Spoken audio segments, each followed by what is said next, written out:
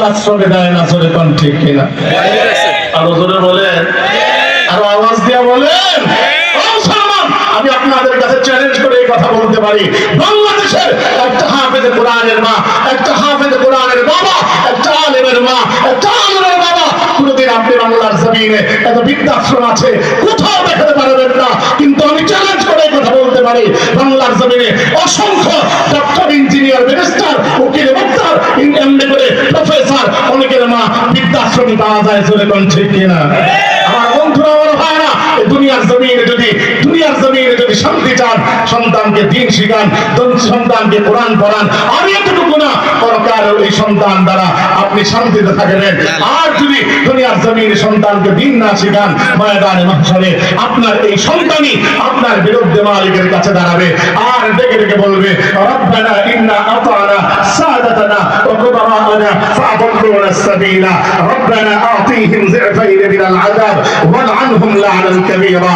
রব্বুল আলামিন, যে মা বাবার কারণে আজ জাহান্নামী হলাম, আল্লাহ তুমি তাদেরকে এভাবে করে করে শাস্তি দাও, আমাকে এমনি করে আল্লাহ তাদেরকে আমাকে তো শাস্তি দিবা, আল্লাহ শাস্তি দাও বটে, তবে জাহান্নামে তো যাবো, তবে তাদের ভোগ পাড়ায় পাড়ায় জাহান্নামে যাবো। আর দোস্ত এতটুকু না, ওই সন্তান এভাবে করে করে বলবে, রব্বানা আতিহিম যিফাইন মিনাল আযাব ওয়ালআনহুম লা'নান কাবীরা।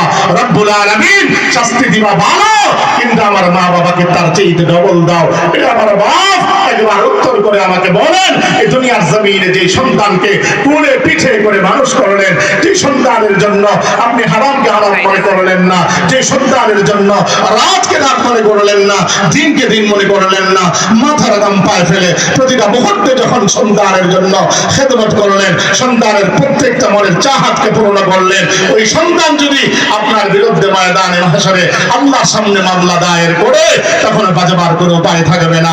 আমার রাসূল এইভাবে করে বলেন, আলা কুল্লুকুম রাঈন ওয়া কুল্লুকুম মাসউলুন আন রাইয়াতিহি। সত্তর উম্মত, প্রত্যেকেই তোমরা হলে জিম্মাদার, তোমাদের জিম্মাদারি সম্পর্কে তোমাদেরকে জিজ্ঞাসিত হতে হবে। এজন্য আমার চড়াইলের ভাই, আমি আপনাদেরকে একটা কথাই বলতে চাই, ও আমার বাপ আপনাদেরকে একটা কথা বলতে চাই, পর্দানিশীল মা আপনাদেরকে একটা কথাই জানান দিতে চাই, শুনুন, সন্তানকে দিন শিখান, সন্তানকে কোরআন পড়ান, সন্তানকে আলেমা বানান। আমি এই কথা বলি না প্রত্যেক সন্তানকে আলেমা বানাবেন, প্রত্যেক সন্তানকে আলেম বানাবেন, আমি এই কথা বলতে চাই না। ন্যূনতম করে হলো প্রত্যেকটা সন্তানকে কোরআন ওয়ালা বানান, জোরে কোন ঠিক কিনা? আলোচনা বলেন ঠিক কিনা?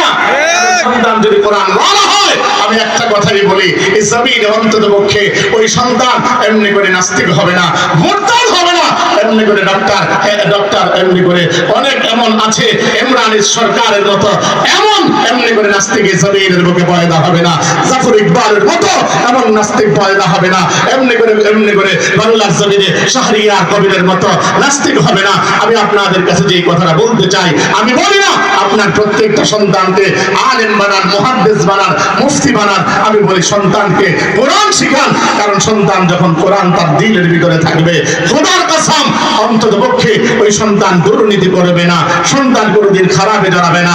আমার বন্ধুরা, কারণ আমার এই জমিনের বুকে সকলে আলেম হোক, সকলে মুফতি হোক, সকলে বক্তা হোক, আমি এটা চাই না।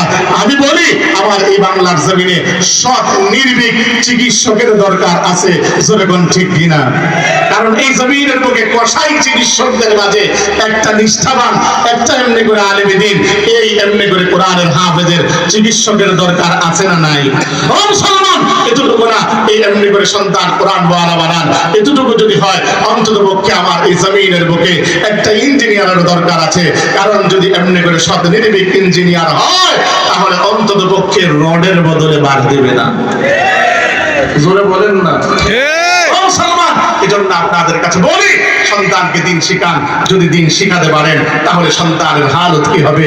আমার আল্লাহ কোরআন ওয়ালাকে রেখে বলবে, ইকালু লিসাহিবিল কোরআন ইকরা ওয়ারতাকি ওয়ারাতিল কামা কুনতা তুরাতিলু ফিদ দুনিয়া ফাইন্না মানজিলাতাকা ইনদা আখিরি আয়াতিন তাকরাউহা। ও কোরআন ওয়ালা, কোরআন পড়ো, কোরআন পড়ো। দুনিয়ার জমিনে যেভাবে তুমি কোরআন পড়েছিলে বান্দা, এভাবে করে করে তুমি কোরআন এভাবে করে করে পড়ো। আর তোমার কোরআন পড়া যেখানেই শেষ হবে, জান্নাতে তোমার বাড়িটাও ঠিক সেখানেই হবে। জোরে কন্যা সুবহানাল্লাহ। আপনারা আজকে দেখছি অনেকেই অন্তত পক্ষে মুখটাকে নিস্তেজ করে রাখছেন। আমি একটা কথাই বলি, অনেকে মুখটাকে বন্ধ করে রাখছেন, ভাবছেন সুবহানাল্লাহ বললেই বাকি হবে, হুজুর আপনাদের সঙ্গেই বা কেন বলবো। আরে আমি আপনাদের কাছে বলি না, সুবহানাল্লাহ বলার কারণে এটা আমার লাভ বা হুজুরের কোনো লাভ না, বরঞ্চ এটা আপনাদের লাভ। বাস কেমন করে বুঝা যাবে আপনাদেরকে, যখন বান্দা বলে সুবহানাল্লাহ, এই কথার তো স্বীকৃতি দেয় মালিক আপনি তো পবিত্র। আমার মালিক এবারে ডেকে ডেকে বলে ফেরেশতারা, বান্দা আমার বলছে নাকি রে, বলে মালিক আপনারা বান্দা বলছে আপনি নাকি পবিত্র। আমার মালিক এবারে ডেকে ডেকে বলে ফেরেশতারা, আমি তো এমনি অটোমেটিক পবিত্র, আমার তো কোনো গুনাহ নাই, গুনাহের ময়লা নাই, কিন্তু বান্দা যারা এখানে বসা এদের গুনাহ আছে, গুনাহের ময়লা আছে। ফেরেশতারা